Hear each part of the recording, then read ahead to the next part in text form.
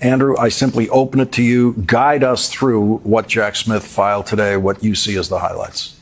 It's really hard to do highlights because, I mean, this is bombshell after bombshell after bombshell. I actually literally highlighted every single page. It's just all yellow. Exactly. I mean, it's the kind of thing as you read it.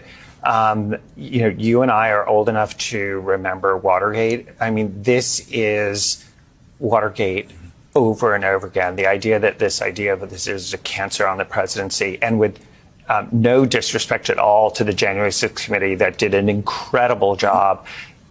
What they couldn't get, given that they have far fewer tools than criminal prosecutors, as Tim knows very well, is so much direct evidence where it's conversations with Donald Trump over and over again. And in addition to what you just went through, just so many people telling him there was no fraud that made any difference here. Mike Pence is telling that. His campaign is telling that. Lawyers are telling that over and over again. It is useful to remember the reason this is public is because Judge Chutkan denied Donald Trump's motion that he was making opposing this ever being anything that we could see. He continued to make motions saying no one should ever see this. It was rejected in a written decision by Judge Chutkan today. And she then released this. So that is why we have it over his opposition. And now that we can see it, we know for damn well why it is that he didn't want anyone to see this, in the same way that Richard Nixon didn't want anyone to see those tapes. Tim Heaphy, you tried to get the vice president's testimony at the January 6th committee. He refused to testify to your committee, unlike our next guest tonight coming up, Kelsey Hutchinson. As you read the vice president's testimony in here, as it is relayed by Jack Smith, and it's not all of it. It's just the amount that he thought he needed to lay in the essence of the crimes here. The vice president on the witness stand would certainly be saying a lot more than what we see in here. But what was it like for you to read the vice president's story that you were trying to get and couldn't get at the January 6th committee? Yeah, Lawrence, it is entirely consistent with the story that we told, but with just much greater clarity and greater detail. As Andrew said, we had a lot of ceilings that we would bump into where witnesses would say, I'm not going to come because I have an executive privilege, or I'm going to come, but I'm going to stop short of testifying to you, members of Congress, my direct communications with the president. The special counsel has availed himself wisely of the grand jury proceedings where he can go right upstairs to the chief judge and adjudicate whether or not a privilege claim is or is not valid. And he's gotten Mike Pence to come, and not just to come, but to testify about direct communications with the president. People like Eric Hirschman, Pat Cipollone, this brief is filled with evidence about what those lawyers and others directly conveyed to their boss, the former president, right? We had a lot of circumstantial evidence of what the president knew, some direct, but a lot of circumstantial.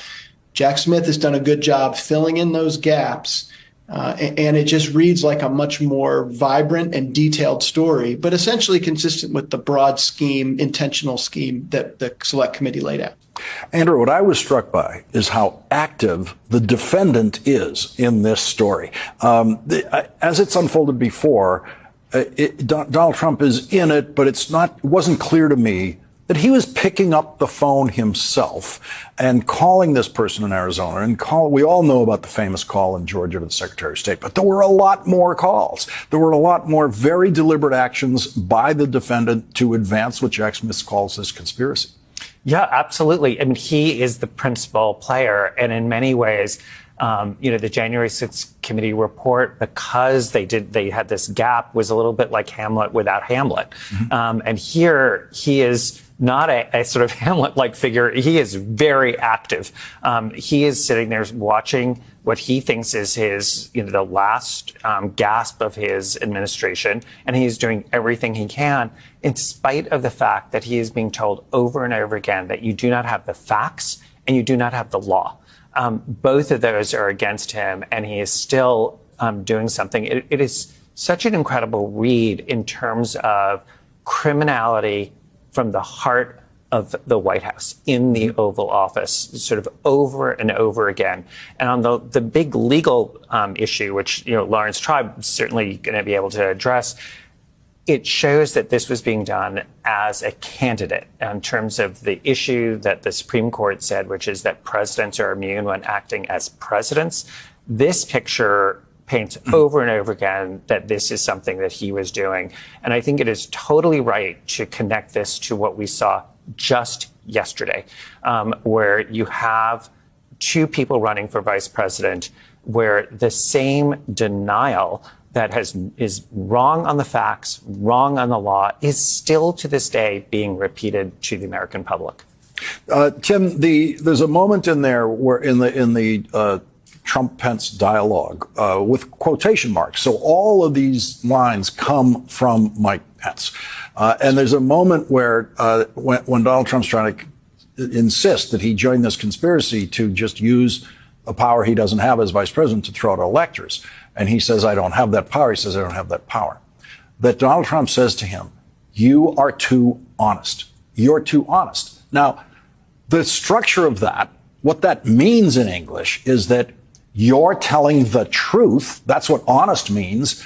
You're saying you don't have this power, but you're being too honest in admitting that you don't have this power, because that's what's preventing you from joining our criminal conspiracy. And so when a prosecutor is looking for, what does this defendant think? And let's assume this defendant is not going to get on the witness stand. You have a witness here, Mike Pence, telling you exactly what he thinks. He thinks, honestly, you have absolutely no right to do what I'm telling you to do.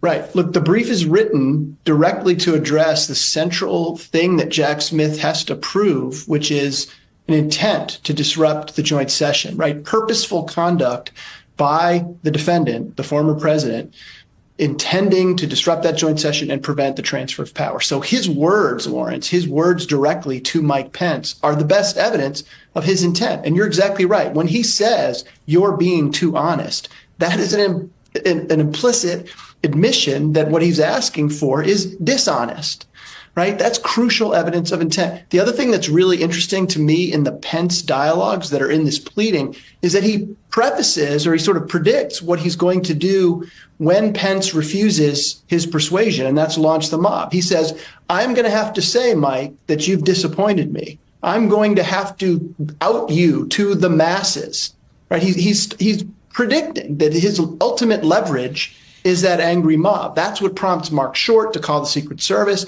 Trump's basically telling Mike Pence what he's going to do. I'm going to get everybody mad at you tomorrow because you're too honest. Really, really damning evidence of his intent to disrupt that joint session and prevent the transfer of power.